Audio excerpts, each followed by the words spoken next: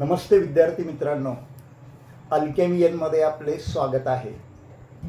ठरल्याप्रमाणे आज आपण 12th स्टँडर्ड केमिस्ट्री आणि त्याच्यामध्ये लेसन नंबर 2 सोल्युशन, त्याचे महत्त्वाचे पॉईंट, त्याला आपण नाव काय दिलंय, कॉन्सेप्ट क्लिअरिंग सेशन. मग पुन्हा एकदा आज आपण कॉन्सेप्ट क्लिअरिंग सेशन चालू करतोय. Lesson number 2 solution. If you remember, तुम्हाला आठवत असेल तर पाठीमागच्या व्हिडिओमध्ये आपण थांबलो होतो positive deviation from Raoult's law. कुणाचं पॉझिटिव्ह डेव्हिएशन? कदाचित तो प्रश्न मी सांगितला होता, 2 मार्काला जाऊ शकेल. तर जे काही नॉन आयडल सोल्युशन्स आहेत, तर ती नॉन आयडल सोल्युशन असतात, ती 2 प्रकारच्या डेव्हिएशन दाखवतात. एक positive deviation from Raoult's law आणि नॉन आयडल प्रकारचं सोल्युशन दुसरं एक डेव्हिएशन दाखवतो, त्याला आपण म्हटलं होतं negative deviation from Raoult's law. त्यापैकी मे बी आपण positive deviation from Raoult's law हा पार्ट पाठीमागच्या सेशनमध्ये आपण पाहिला होता. आज आपण बघूया नॉन आयडल प्रकारची solution negative deviation from Raoult's law कशी दाखवतात. हा प्रश्न आला, गृहीत धरून चालूया. हा प्रश्न आला की non ideal type of solution show negative deviation from Raoult's law. त्याच्यावर आपल्याला 2 मार्काचं कसं लिहायचं आहे, कसं आपण समजावून घेणार. तर टेक्स्टबुकमध्ये एक डायग्राम दिलेली आहे, ती आपल्याला काढावी लागेल, ती बघावी लागेल. टेक्स्टबुकचा रेफरन्स घ्या.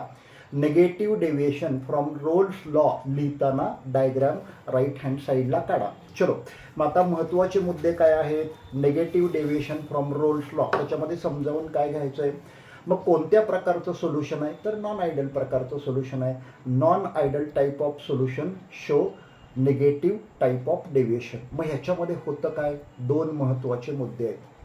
The solution in which solute solvent interaction are stronger. जे नॉन आयडल प्रकारचे solution negative type of deviation दाखवतात, non ideal type of solution negative type of deviation दाखवतात, त्या सोल्युशनमध्ये सोल्यूट आणि सॉल्वंटचं इंटरॅक्शन स्ट्रॉंगर असतं. The solution in which interaction of solute solvent are stronger and they are showing negative deviation. अशाच प्रकारची solution negative deviation दाखवतात, ज्या सोल्युशनमध्ये सोल्यूट आणि सॉल्वंट इंटरॅक्शन स्ट्रॉंगर असलं पाहिजे किंवा स्ट्रॉंगर असतं. पॉईंट नंबर 1 तिथे आपल्याला 1 मार्क मिळू शकेल. Point number 2 vapour pressure. म्हणजे अशा प्रकारची सोल्युशन आहेत की जे आपल्याला निगेटिव्ह डेव्हिएशन दाखवतात, त्या सोल्युशनच्या व्हेपर प्रेशरच्या बाबतीत ओके. मग vapour pressure of such solutions are lower than pure component. मग ज्या प्रकारची सोल्युशन निगेटिव्ह डेव्हिएशन दाखवतात, त्या सोल्युशनचं व्हेपर प्रेशर हे लोअर असतं. कुणापेक्षा? प्युअर कंपोनंटपेक्षा. हे 2 पॉईंट आपले गेले पाहिजेत. The vapour pressure of such solutions are lower than the pure component. आणि पहिला पॉईंट काय लिहिणार, पुन्हा एकदा, the solution in which interaction of solute solvent are stronger they are showing negative deviation. Okay, point number 1. Point number 2 झालं. आता example राहिली. Example of solution they are showing negative type of deviation. Example काय आहेत, negative type of deviation जे दाखवतात solution, त्यांचे example काय. 2 example लक्षात ठेवा. पहिलं एक्झाम्पल कोणतं, फिनॉल अँड ॲनिलीन. फिनॉल आणि ॲनिलीन प्रकारची जी सोल्युशन आहेत, फिनॉल अँड ॲनिलीन, ओके, ही 2 सोल्युशन आहेत, ते निगेटिव्ह टाईप ऑफ डेव्हिएशन दाखवतात. दुसरं एक एक्झाम्पल आहे फिनॉल आणि ॲनिलीन, ही पेअर लक्षात ठेवा. आणि त्याच्याबरोबर क्लोरोफॉर्म अँड ॲसिटोन, म्हणजे क्लोरोफॉर्म अँड ॲसिटोन, ही 2 सोल्युशनसुद्धा निगेटिव्ह टाईप ऑफ डेव्हिएशन दाखवतात. म्हणजे ह्या 2 पेअर लक्षात ठेवल्या पाहिजेत. कदाचित ह्या 2 पेअर असतील त्या 1-1 मार्काला सेपरेटली जाऊ शकतात. फिनॉल अँड ॲनिलीन आणि क्लोरोफॉर्म अँड ॲसिटोन. ओके, आता इथं हा पार्ट संपतोय. म्हणजे आपण पॉझिटिव्ह टाईप ऑफ डेव्हिएशन आपण अगोदरच्या सेशनमध्ये चालू केलं होतं. आजच्या सेशनमध्ये आपण नेगेटिव्ह टाईप ऑफ डेव्हिएशन बघितलं, त्याचे 2 पॉईंट बघितले ऑलरेडी फ्रॉम टेक्स्टबुक. तुम्ही ते एक डायग्राम छोटी बघून ठेवा, ओके, आणि ते डायग्राम काढण्याचा प्रयत्न करा. आणि मग नेगेटिव्ह टाईप ऑफ डेव्हिएशन जी सोल्युशन दाखवतात त्याचा आपण 3 महत्त्वाचे पॉईंट बघितले. शेवटचा पॉईंट आत्ता आपण एक्सप्लेनेशन बघितला. आता आपण पुढचा पॉईंट आपण सोल्युशन लेसनमध्ये समजावून घेतोय. मग काय आहे पुढचा point, which is the next point? त्या पुढच्या पॉईंटचं नाव आहे colligative properties of non electrolyte solution. खूप लांबलचक नाव आहे, colligative properties of non electrolyte solution. Non electrolyte प्रकारची जी सोल्युशन असतात त्यांच्या कॉलिगेटिव्ह प्रॉपर्टी आपण लक्षात घेतोय. नॉन इलेक्ट्रोलाइट सोल्युशन, त्यांच्या colligative property. Generally if we are considering, generally sorry, जर आपण विचार केला, generally if we are considering, जर आपण जनरली विचार केला तर कॉलिगेटिव्ह प्रॉपर्टी आपल्याला ह्या लेसनमध्ये 4 बघायच्या. Don't forget, we are going to see 4 colligative property. मग आधी त्या 4 कोणकोणत्या आहेत हे तरी आपण लक्षात घेऊया की कोणत्या ह्या लेसनमध्ये, सोल्युशन लेसनमध्ये 4 कॉलिगेटिव्ह प्रॉपर्टी दिल्यात तरी कोणत्या. एक फर्स्ट, पहिली कॉलिगेटिव्ह प्रॉपर्टी आपल्या लेसनमध्ये दिली आहे, तिला आपण म्हणणार आहे vapour pressure lowering. Vapour pressure lowering पहिली कॉलिगेटिव्ह प्रॉपर्टी आहे. आणि ही वन्स अगेन मला तुम्हाला रिमाइंड करू दे, ह्या ज्या काही 4 कॉलिगेटिव्ह प्रॉपर्टी आहेत त्या नॉन इलेक्ट्रोलाइट सोल्युशनच्या आहेत. ओके, पहिली कॉलिगेटिव्ह प्रॉपर्टी आपण बघतोय व्हेपर प्रेशर लोअरिंग, ते आपण आज बघणार आहे. दुसरी colligative property boiling point elevation, तीही आपल्याला बघायची आहे. थर्ड कॉलिगेटिव्ह प्रॉपर्टी आपल्याला बघायची आहे freezing point depression.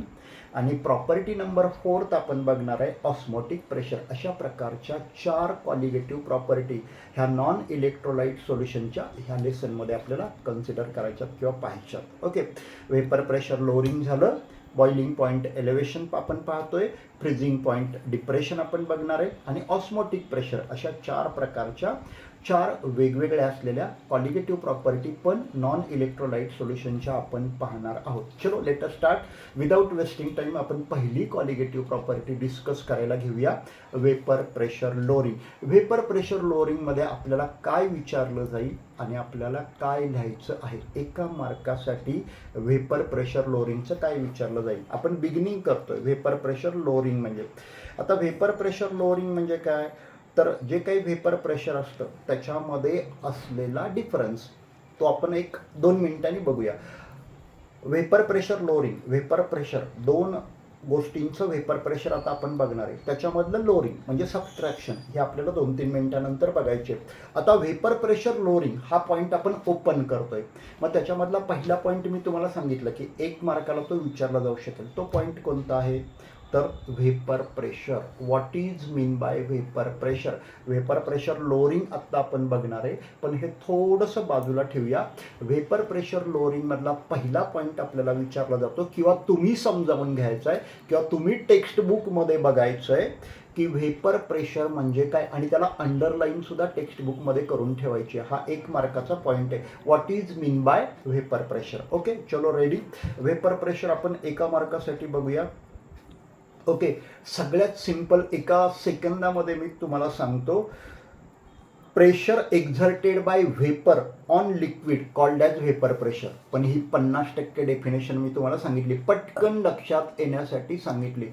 Pressure exerted by vapour on liquid called as vapour pressure. पण 50% अर्धी डेफिनेशन झाली. आणखीन अर्धी मी तुम्हाला सांगतो, 1 मार्काला येते, कारण तुम्ही व्हेपर प्रेशर लोअरिंग आपण समजावून घेतोय त्याच्यामध्ये 1 मार्काची डेफिनेशन असते व्हेपर प्रेशर. मग अख्खी डेफिनेशन काय, तर लक्षात ठेवा.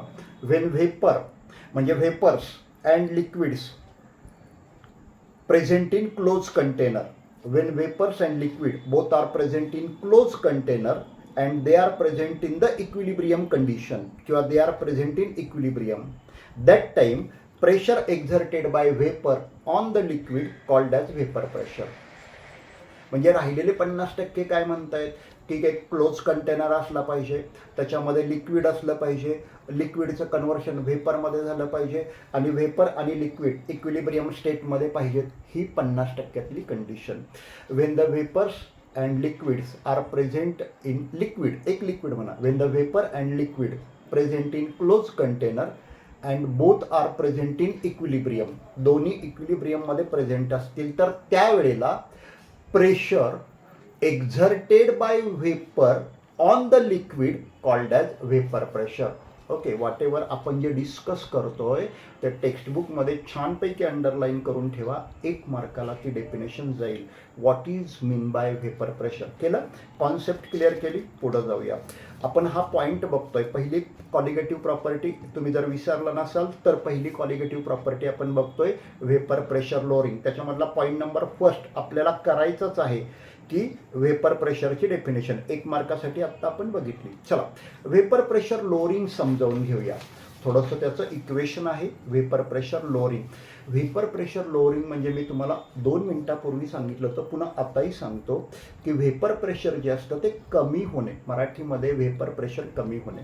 पण व्हेपर प्रेशर कमी कसं होतं, त्याला आपण लोअरिंग ऑफ व्हेपर प्रेशर असं म्हणतो. कमी होणार कधी? ओके, त्याच्यासाठी आपण 2 साध्या गोष्टी समजावून घेऊया की एक प्युअर सॉल्व्हंट घेऊया.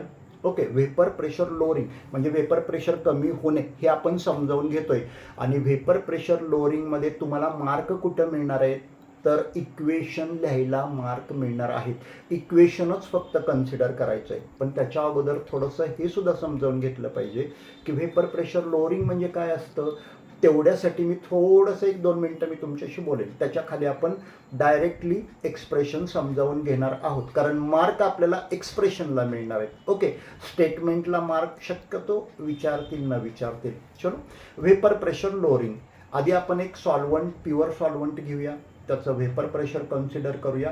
प्युअर सॉल्व्हंटचं व्हेपर प्रेशर कन्सिडर केल्यानंतर आपल्याला हे लक्षात येतं की vapour pressure of pure solvent is a greater. पहिला पॉईंट लक्षात आला, vapour pressure of pure solvent is a greater. तेच सॉल्व्हंट घ्या, त्याच्यामध्ये नॉन व्होलाटाईल सोल्यूट टाका, म्हणजे आता ते सोल्युशन तयार झालं. त्या सोल्युशनला हीट करा आणि त्याचं व्हेपर प्रेशर कन्सिडर करा. म्हणजे थोडक्यात vapour pressure of solvent above the solution किंवा व्हेपर प्रेशर ऑफ सॉल्व्हंट ज्याच्यामध्ये आपण नॉन व्होलाटाईल सोल्यूट ॲड केलेले आहेत त्यालाच आता आपण vapour pressure of solvent above solution म्हणणार आहे. त्याचं सुद्धा तुम्ही व्हेपर प्रेशर कन्सिडर करा. मग त्याचं व्हेपर प्रेशर म्हणजे सोल्युशनचं व्हेपर प्रेशर हे कमी असतं.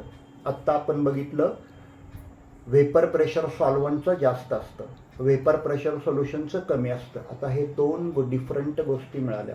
Vapour pressure of pure solvent greater आणि vapour pressure of solvent above the solution हे कमी. ठीक आहे. मग आता vapour pressure of pure solvent greater आहे, त्याला आपण म्हणणार आहे P10. Vapour pressure of solvent above the solution म्हणजे व्हेपर प्रेशर ऑफ सोल्युशन साध्या भाषेत, पण त्याला म्हणताना तुम्ही असंच म्हणा vapour pressure of solvent above solution. पुस्तकात हेच दिलेलं आहे, पण आपल्या भाषेत आपण समजावून घेतोय केमिस्ट्री, त्याच्यामुळे vapour pressure of solution. Vapour pressure of solution P1नी दाखवा. P1 vapour pressure of solution दाखवा P1नी, तो कमी असतो.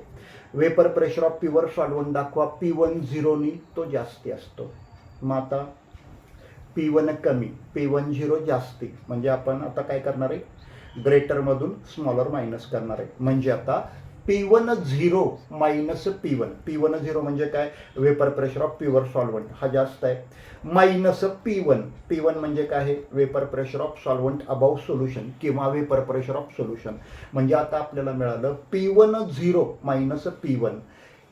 हा जो काही डिफरन्स आहे, हे जे काही सबस्ट्रॅक्शन आहे त्यालाच आपण म्हणतो लोअरिंग ऑफ व्हेपर प्रेशर. म्हणजे सॉल्व्हंटचं व्हेपर प्रेशर जास्ती होतं, त्याच्यामधून सोल्युशनचं व्हेपर प्रेशर जे कमी असतं ते आपण मायनस केलं, वजा केलं, जो काही आपल्याला डिफरन्स मिळाला त्यालाच आपण म्हणणार आहे लोअरिंग ऑफ व्हेपर प्रेशर. आता आपल्याला एक्सप्रेशन लिहायचं आहे. आत्ता आपण बघितलं होतं P10 minus P1 is equal to काहीतरी असेल ना, त्यालाच आपण लोअरिंग ऑफ व्हेपर प्रेशर असं म्हटलेलं आहे. पण P10 minus P1 is equal to काहीतरी असेल, मग P10 minus P1 is equal to आपण लिहितो delta P, change in the pressure किंवा lowering of vapour pressure. Lowering of vapour pressure दाखवला जातो डेल्टा P न. Delta P is equal to P10 minus P1. Okay, तर lowering of vapour pressure तुम्हाला हे equation लिहिण्यासाठी मार्क मिळतील delta P is equal to P10 minus P1. हे equation लिहिलं की इथं हा प्रश्न जर 2 मार्काला गेला तर तुम्हाला 2 मार्क मिळू शकतात. पण त्याच्या अगोदर delta P lowering of paper pressure, delta P is equal to P10 minus P1. त्याच्या अगोदर तुम्हाला हे सांगावं लागेल P10 म्हणजे काय आहे, P1 म्हणजे काय आहे ते व्यवस्थित लिहून मग delta P is equal to P10 minus P1 lowering of vapour प्रेशरचं इक्वेशन तुम्ही दाखवलं आणि परत खाली एक स्टेटमेंट लिहावं लागतं की this equation stand for lowering of paper pressure. इथं हा लोअरिंग ऑफ पेपर प्रेशरचा फॉर्म्युला संपला, 2 मार्काला येऊ शकेल. आजच्या सेशनमध्ये आपण इथंच थांबतोय. सोल्युशन लेसन आपण कंटिन्यू करतोय. उद्याच्या सेशनमध्ये मात्र ह्याचा सोल्युशन लेसनचा पुढचा कॉन्सेप्ट क्लिअरिंगचा पार्ट तुमच्यासमोर आपण डिस्कस करणार आहोत. Up to till tomorrow. Thank you. Please पाहत राहा आणि सबस्क्राईब करा माय चॅनेल, आपले चॅनेल अल्केमी एन.